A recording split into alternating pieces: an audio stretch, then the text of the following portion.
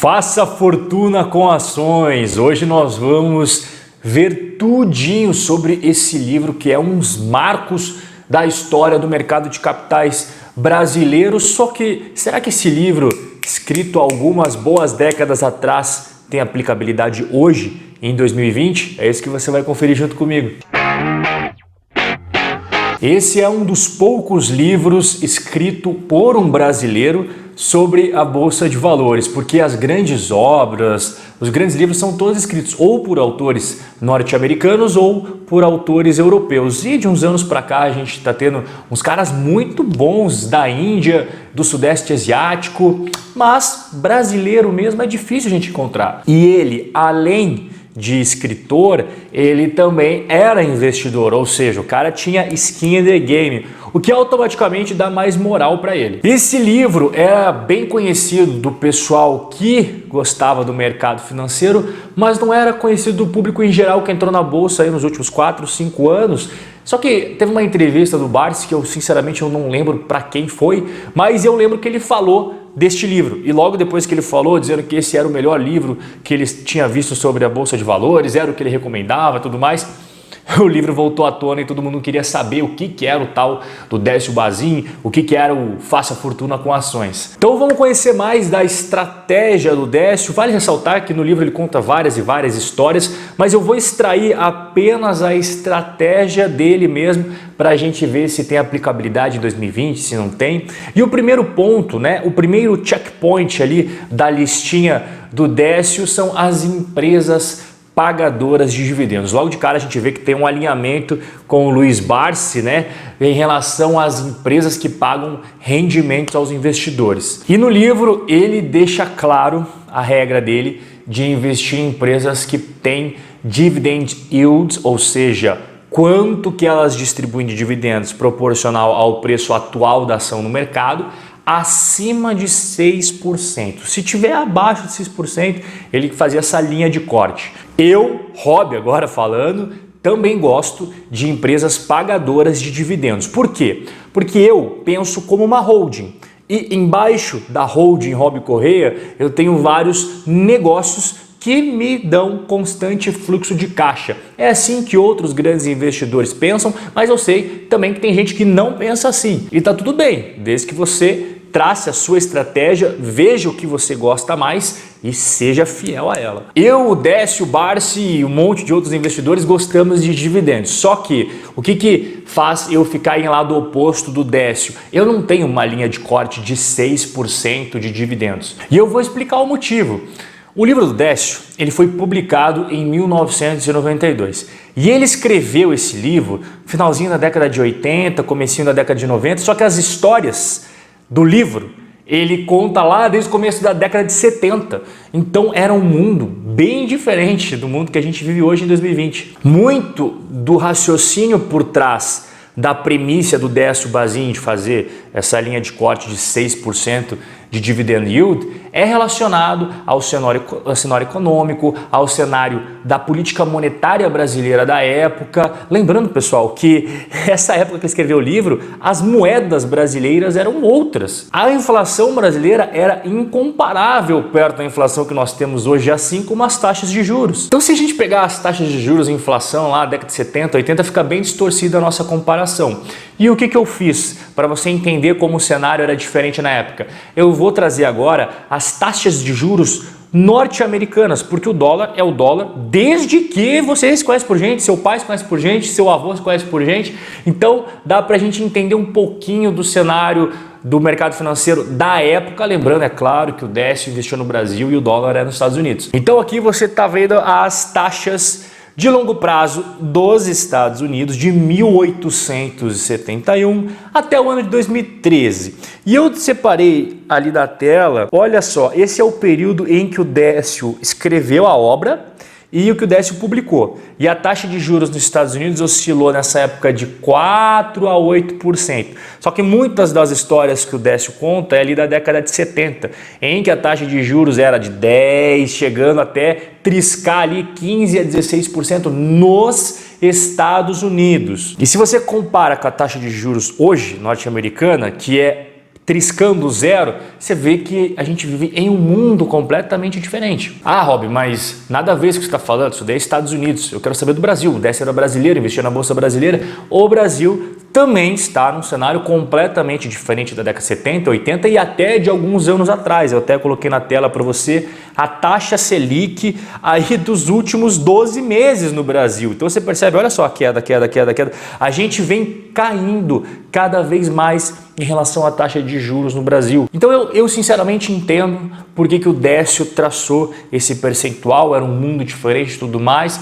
Eu, Rob, gosto de extrair o que tem aplicabilidade para os dias de hoje e dar uma reformulada naquilo que não cabe mais quadradinho no mundo na era em que vivemos em 2020. Segundo ponto do Décio Bazinho, seu segundo checkpoint era investir em empresas pouco endividadas. E isso daqui tem aplicabilidade na década de 20, 30, 40, 50, 70, qualquer época que você pegar, isso daí parece que é uma constante no mundo dos investimentos. Por quê? Porque as empresas, elas podem ter dívida, é claro, né? Essa dívida tem que ser controlada, tem que ser bem gerenciada, não é pecado. O que é problemático é quando uma empresa contrai muitas dívidas e essas dívidas ou são utilizadas em investimentos que não trazem retorno, em projetos fracassados, são mal gastas com marketing, despesas de publicidade, propaganda, tem uma série de coisas, às vezes até incluindo remunerações para os diretores que eles não merecem, bônus que eles não fazem jus, enfim, tem uma série de erros que dá para fazer com o dinheiro que você captou, que era para aumentar a rentabilidade das operações, a eficiência, né? Deixar todo o projeto mais azeitado para que você tenha um lucro que é, afinal de contas, para que existe uma empresa. Mais uma vez, agora o Rob falando, e eu sempre gosto de destacar no canal, porque é uma dificuldade que muitos investidores têm. Como saber se uma empresa tem uma dívida controlada, bem gerenciada ou não? Eu sempre menciono dois indicadores que são bem utilizados no mercado financeiro. O primeiro é a dívida líquida pelo EBITDA, ou seja, você tem a dívida bruta, você subtrai todos o caixa equivalente de caixa e aí você chega à dívida líquida. E aí o que você faz? Você pega essa dívida líquida e faz divididos pelo resultado operacional, que é o EBITDA. Então, se você chegar, por exemplo, numa razão 2, significa que essa empresa ela tem 2 anos de resultados operacionais para quitar toda a sua dívida líquida. E o outro indicador que eu gosto bastante é despesas financeiras pelo EBITDA. Segue a mesma lógica que eu acabei de explicar, só que você vai tirar aqui a dívida líquida e vai colocar as despesas financeiras para você saber quanto do resultado operacional vai só para pagar as despesas com juros. Terceiro checkpoint do Décio Bazin é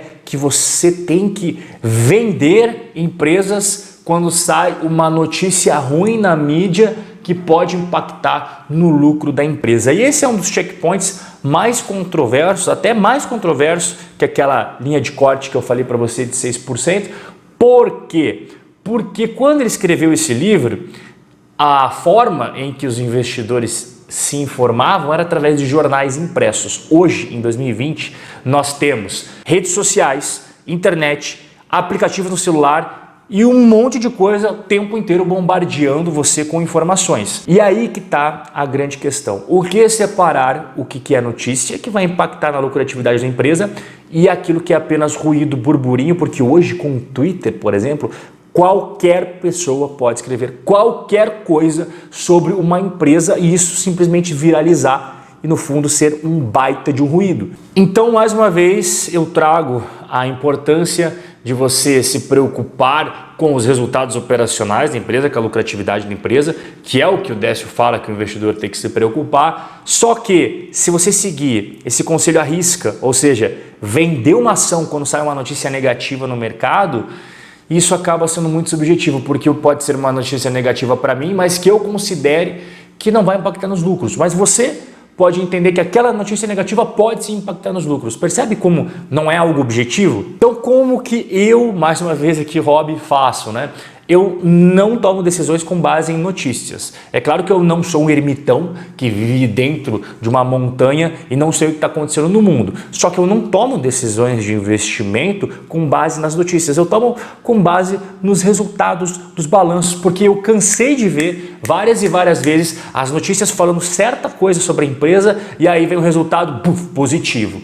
Aí no outro trimestre eles bombardeando a empresa mais uma vez com notícias ruins, balanço positivo. Então eu prefiro ficar vendo só os resultados oficiais, as fontes oficiais de notícia dos negócios que eu invisto, que são os balanços auditados pela CVM. O quarto checklist do nosso queridíssimo Décio Bazin são os ciclos de mercado. Ele fala que uma hora o mercado está super otimista, outra hora o mercado está super negativo com tudo.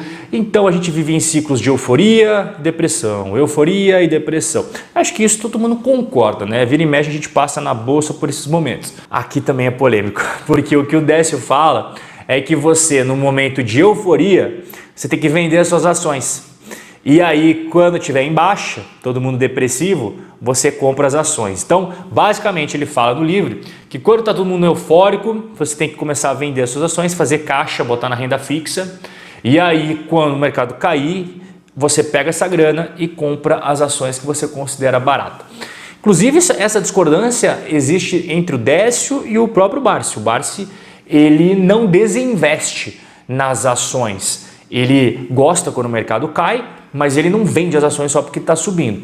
Eu, não querendo me comparar com o Barsi aqui, mas eu não vendo as minhas ações porque subiu. Eu vendo as minhas ações porque eu vejo que o negócio não é mais aquilo que eu achava que era, ou seja, que perdeu fundamentos. Então, o pessoal sempre me pergunta no Instagram, se uma ação sua subir 100% você vende, 200%? Não, eu só vou vender se os fundamentos ficarem ruins. E o Décio, ele fala para você acabar vendendo quando as ações estão no topo eufórico para você comprar na baixa. O quinto checkpoint do nosso Décio Bazin é para você conferir seus investimentos, a sua carteira, fazer o rebalanceamento a cada 6 meses. Eu entendo essa filosofia dele e concordo, porque a essência disso daí é a pessoa não ficar vendo cotação todo dia, porque tira o foco do longo prazo.